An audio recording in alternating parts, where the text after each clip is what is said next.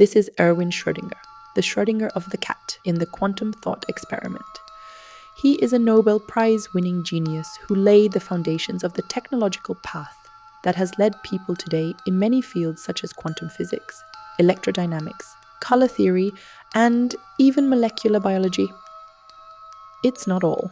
Schrödinger was a serial offender who had no problem talking about his actions in this case. He defended his obsession and even glorified his actions.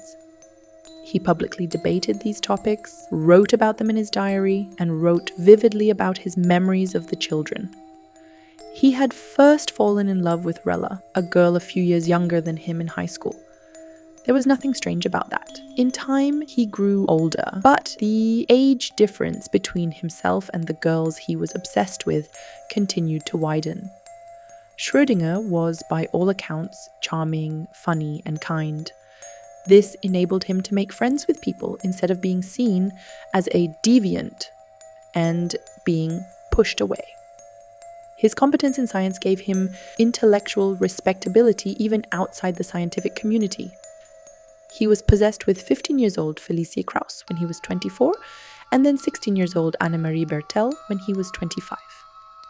He married Annemarie in 1920, and during their marriage, he had affairs with many girls. He never felt the need to hide it. One of these girls, Hildegunda March, gave birth to one of Schrödinger's children a few years later, but he was not in the habit of taking responsibility for his descendants. When Schrödinger was 39 years old, he was focused on his 25 years younger student Junge, whom he nicknamed Ithi. He was so obsessive that he would stalk the girls he had in mind for months and even for years. Junge became pregnant with 17 by Schrödinger and decided not to give a birth. As a result of the limited conditions of the time, this abortion left Junge infertile for life. This pregnancy was instrumental in Schrödinger letting Junge off the hook.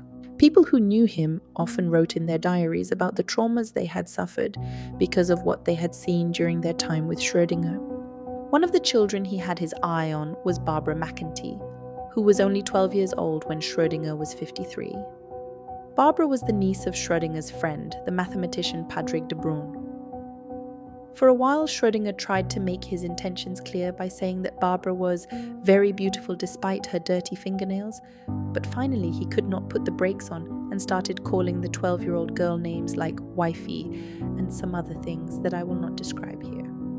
Patrick de Bruijn's wife added in her diary that her husband had to have a serious talk with Schrödinger. He himself wrote in his diaries as if clinging to his perversions. "I prefer young women, as their innocence is an ideal match for my natural genius," is an example of the sentences he wrote in his personal diaries, which he called ephemeriden, recording his horrific attempts. In the same diaries, he also included many passages degrading women. Today, Schrödinger's family is careful not to share the diaries in order not to tarnish his legacy. If you ask where this video came from, a few weeks ago, I posted a video about a man with a funny moustache. In the meantime, in some texts I read, I unexpectedly saw the names of some scientists.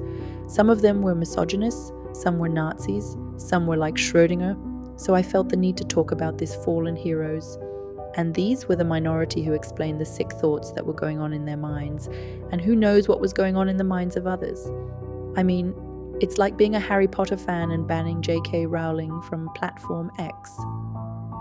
Schrödinger wasn't one of those people who had morbid ideas and managed this tendency in a way that harmed no child. He was a filthy criminal. The mathematician Hermann Weyl emphasized that his great work was done during erotic outbursts late in his life. For those who think that this much Schrödinger is not enough for them, below is a link to an article on the subject by Joe Humphreys of the Irish Times. See you next week in science. Until then, all the best.